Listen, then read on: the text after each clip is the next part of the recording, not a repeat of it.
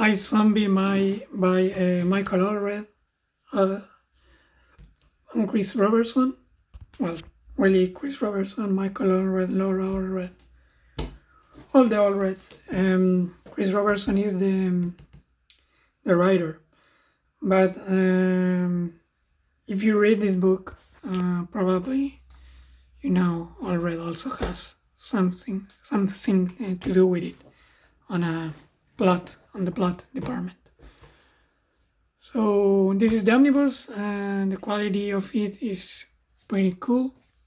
The size, is bigger than your regular comic book size, since it's an omni, and it has this wraparound cover.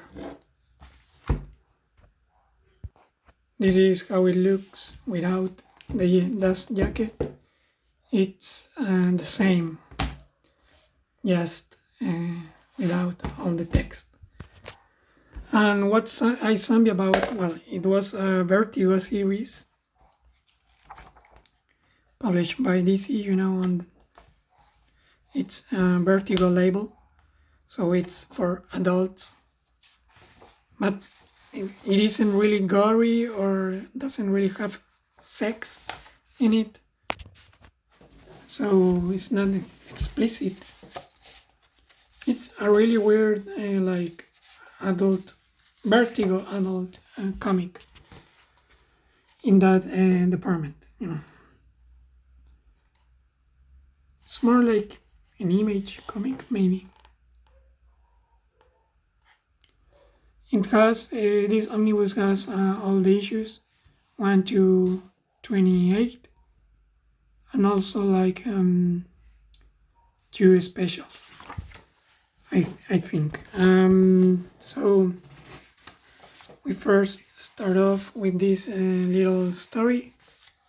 It was like a preview at the time. Here it has some text saying like Izombie #1 on sale, and this one is #1.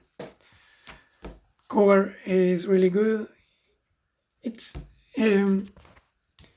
has a lot of similarity with the Social Network one in that movie about Facebook, and also the covers on the series. There are a lot of good ones. This is one of them, and I think it was nominated for it, like best cover artist. Maybe won. Well, the series is about this girl, Wen Dillon. Wen Dillon is not really her real name, and if you keep reading, you will find out what her real name is. And what we have here is she's a grave digger,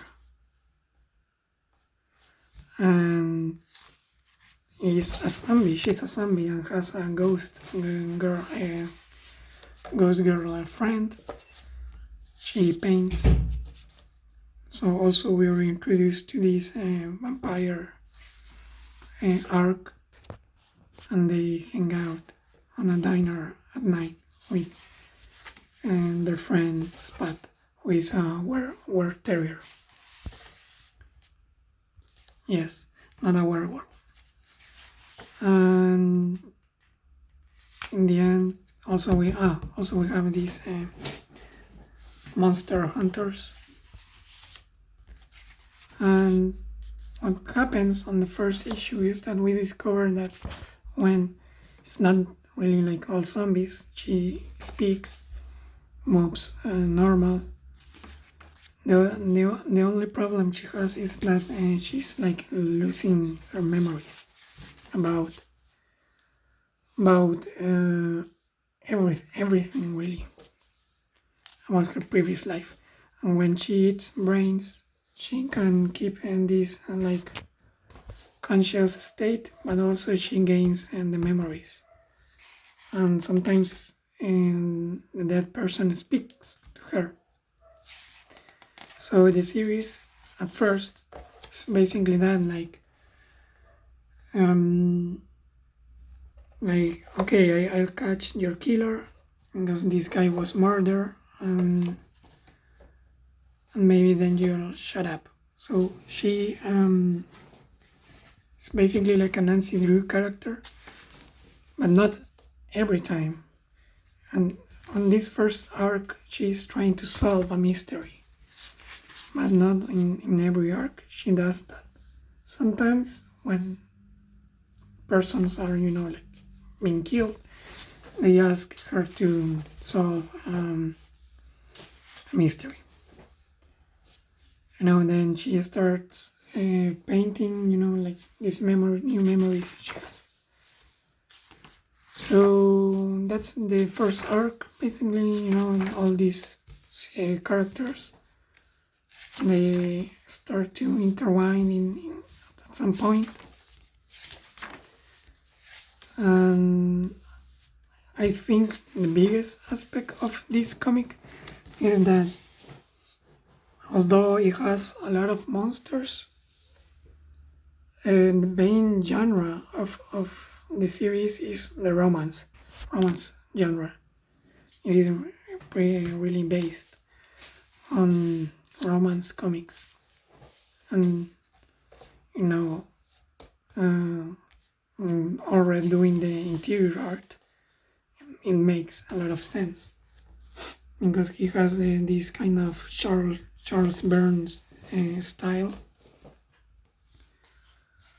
that also is reminiscent of romance comics. So romance comics is really the this out of a romance comic. It's like the real motivator of the story.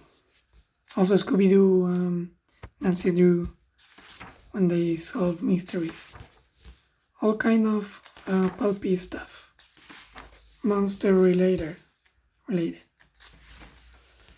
In the end, the first twist of this series is that, and that's a thing that they do a lot, is that the plot goes somewhere and then they have a twist, and the series never goes in that direction that it was pointing at. For example, the villain not being really a villain and being an immortal, a mummy, and that serves us for giving an explanation of all the monsters. And that's something really interesting about this series, the explanation of what are the monsters. And that comes from the definition of the soul, the undersoul, the oversoul, what happens when in your body there's an undersoul, dominant undersoul or dominant oversoul. What happens when you acquire the soul of another being? And that explains a lot. Also the history of the monster hunters. And that's it, and the main draw to this series at first, discovering that like unifying theory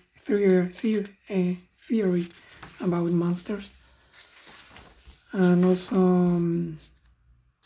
the main plot of the story also is like she's dating a monster hunter and the monster hunter doesn't know she's a monster.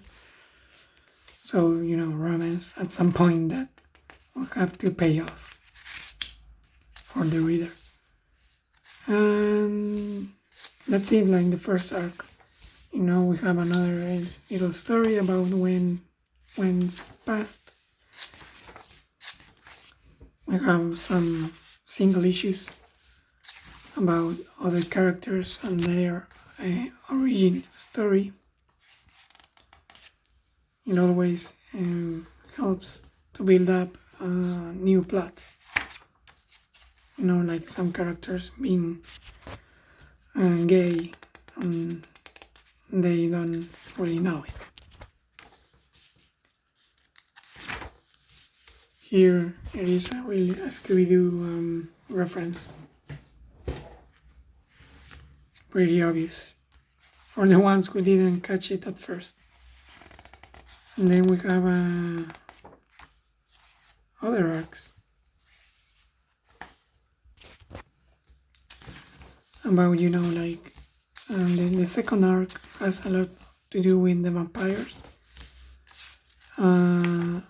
And also when it gets resolved, it is in a pretty non-violent way. I have this another new antagonist from the series. Cool cover, and also this. You see this in black and white. It is pretty much a Charles Byrne comic page. The only difference is that Allred draws are really fast compared to Burns. So of course he has also these kind of arms, sometimes hands. You know, of course, Charles Burns gives you like straight out perfect pages, but he takes a lot of time. This was like a monthly series. But you can see the similarity in the styles, approach. Also to maybe Daniel Klaus. But I would say that Allred is better than him in the cartooning department. So again, this is in the series. In the second arc, we have Gwen digging up her past because she's the brain of the mom of someone who was her friend when she was alive. And the main plot is like contacting her and saying to her that her mom loved her. Something like that. Here we have a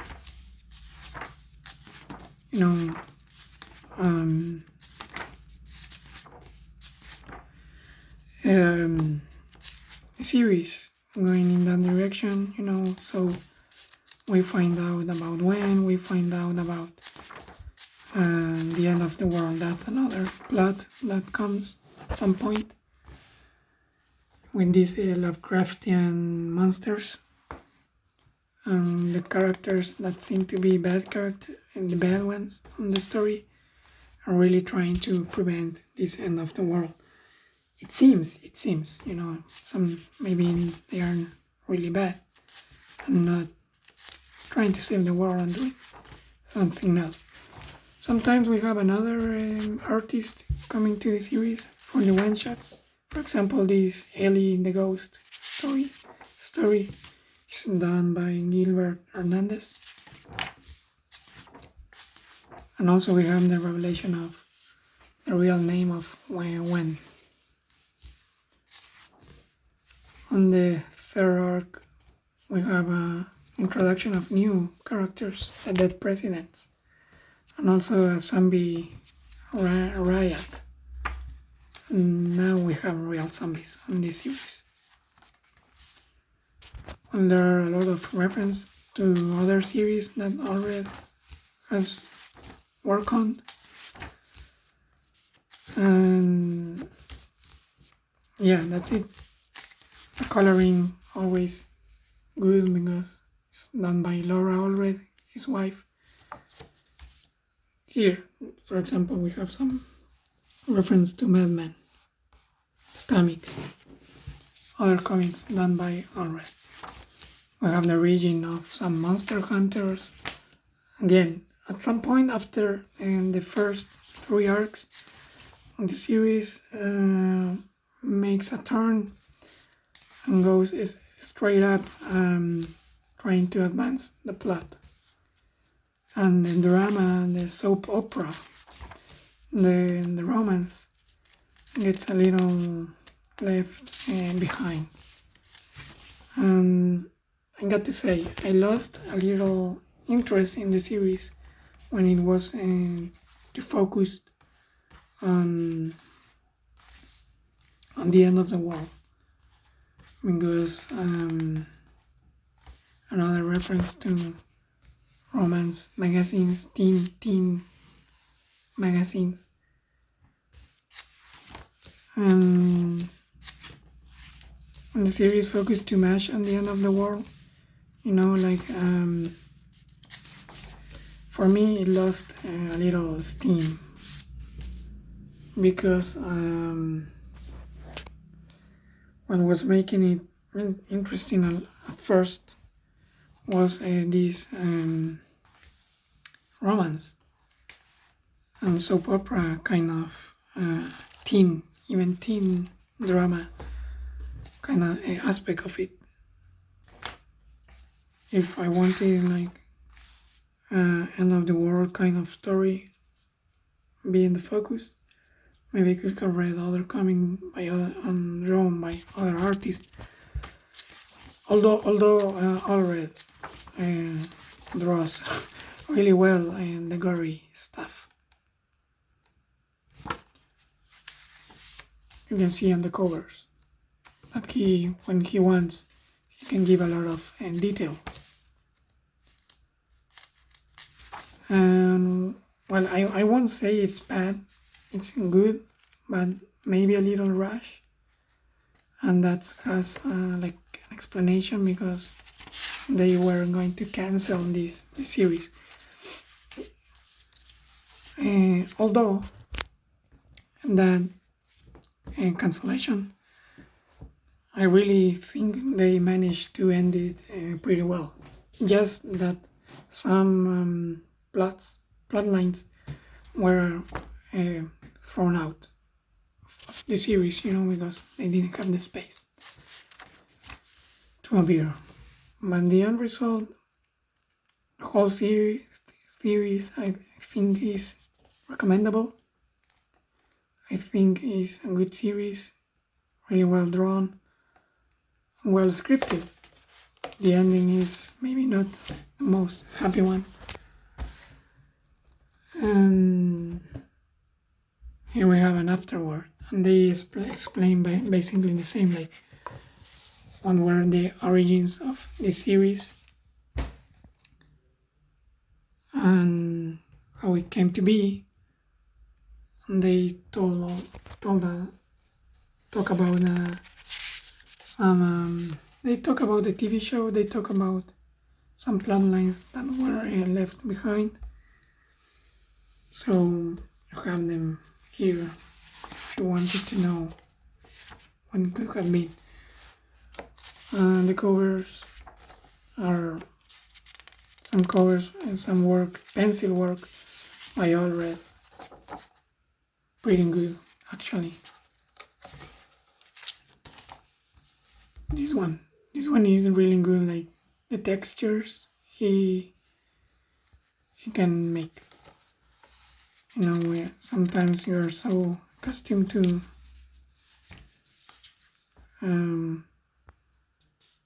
his styling on color that you forget that he's really a good artist.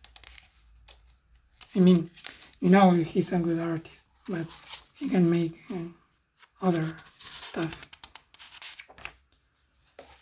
We have also worked on the series, on the TV show that was made by Allred, like the intro. And that's it. Would I recommend this series? Yes, it was entertaining, but I wouldn't recommend it as a first Michael Allred series. I would recommend that if you don't know this artist, better to read other, like The Silver Surfer run by Lancelot and Michael Allred. And they do a lot of crazy stuff with the paneling and some single issues. This one is more standard for my taste, so it's not really like the greatest Michael Allred series, it is a good series, and if you like it on the first issues, better finish it off because you will be enjoyed. So I will recommend it for if you already like comics, if you like Mike Allred, if you like what I told you about being a romance comic. If you don't like that stuff, maybe you will not like this one. Also, it is a really light read. It doesn't make you like think too much about other stuff. So if you're looking for that kind of read, it is recommend. But if you want Gilbert Hernandez, maybe read Love and Rockets. If you like Allred, you want the best, this is not it. But it is pretty good.